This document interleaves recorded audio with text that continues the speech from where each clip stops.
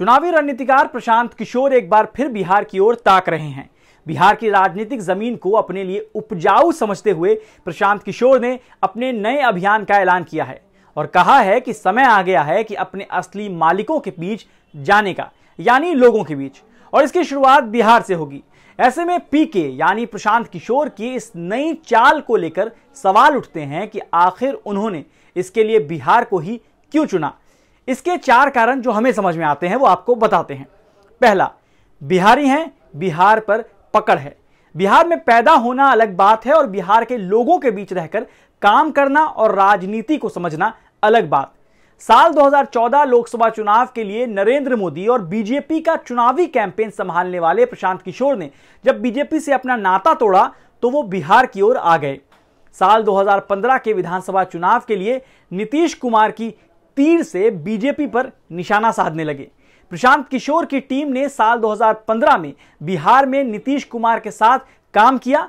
बिहार में बहार है, नीतीश कुमार है जैसे लोकप्रिय नारे दिए। प्रशांत किशोर की आईपैक जो उनकी कंपनी है, उनकी टीम है, उसकी जो आईपैक की वेबसाइट है उसके मुताबिक उस पर कहा गया है कि चुनाव के दौरान एक बड़ा प्रोग्राम चलाया गया जिसमें 42,000 गांवों को कवर करते हुए 4 करोड़ लोगों से संपर्क किया गया। तब 5,000 वॉलंटियर्स ने साइकिल के जरिए जन जन तक संदेश पहुंचाया। यही नहीं, नीतीश, लालू और कांग्रेस भी साथ आई और फिर बिहार में महागठबंधन के नेतृत्व वाली सरकार बनी। पीके की आईपैक साल 2020 से पहले तक बिहार में लगातार चुनावी सर्वे से लेकर रणनीति बनाने और लोगों का नब्ज टटोलने का काम करती रही है। ऐसे में प्रशांत किशोर के पास बिहार के गांव से लेकर शहर और जाति धर्म के वोटरों का डेटा है, आंकड़े हैं, जिसका इस्तेमाल पीके आगे कर सकते हैं। ऐसे भी बिहार देश में राजनीतिक बदलाव की कहानी बनाता रहा है, चाहे जयप्रकाश नारायण का जेपी आंदोलन के जरिए इंदिरा गांधी की ताकत को चैलेंज करना हो या लालू प्रसाद यादव का पिछड़ों को सम्मान दिलाने की लड़ाई। प्रशांत किशोर के पास मौका है और बिहार के पास मौका देने का इतिहास।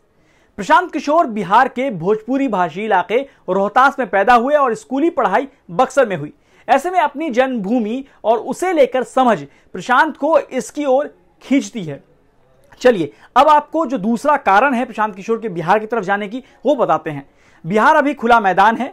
पीके की दूसरी सबसे बड़ी वजह यह भी हो सकती है कि बिहार का कोई मालिक नहीं है। मालिक शब्द सुनकर चौंकिए नहीं, यहां मालिक का मतलब है किसी एक पार्टी या नेता का राज नहीं है।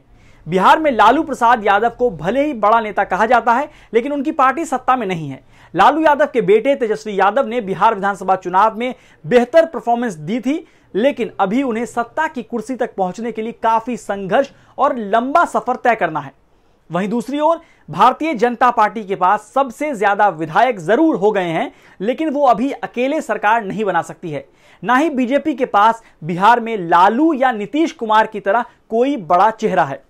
इसके अलावा भले ही नीतीश कुमार पिछले 17 साल से बिहार के मुख्यमंत्री बने हुए हैं, लेकिन वो विधानसभा में सीट के मामले में कमजोर होते जा रहे हैं।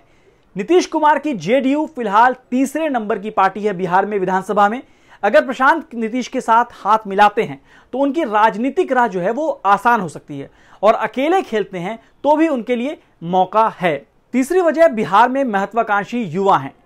2 साल पहले हुए सैंपल रजिस्ट्रेशन सिस्टम के सर्वे के मुताबिक बिहार देश की सबसे युवा आबादी वाला राज्य है। बिहार की करीब 57% आबादी 25 साल से कम आयु वर्ग की है।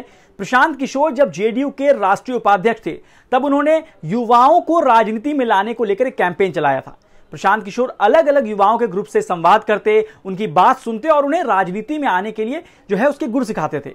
सरकारी नौकरी के लिए खाली पद और इंडस्ट्री की कमी से जूझ रहे बिहार में पिछले विधानसभा चुनाव के दौरान रोजगार एक बड़ा मुद्दा बना था, जिसका फायदा जो है वो तेजस्वी यादव की पार्टी आरजेडी को कहीं ना कहीं हुआ। ऐसे में प्रशांत किशोर की नजर बिहार के उन महत्वाकांक्षी युवा वोटर्स पर होगा जो सत्ता परिवर्तन और बिहार के विकास में अहम रोल अदा कर सकते हैं।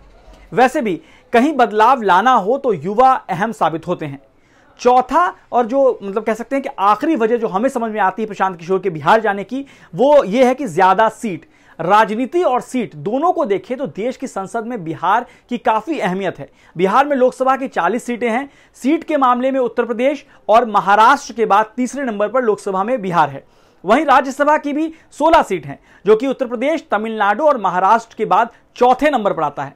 ऐसे में देश की संसद में कानून बनवाने से लेकर मंत्रालय संभालने तक बिहार का अहम रोल रहता है। इसलिए भी पीके की नजर बिहार की राजनीति पर हो सकती है। तो बाकी खबरों के लिए आप देखते रहिए द क्विंट और क्विंट हिंदी।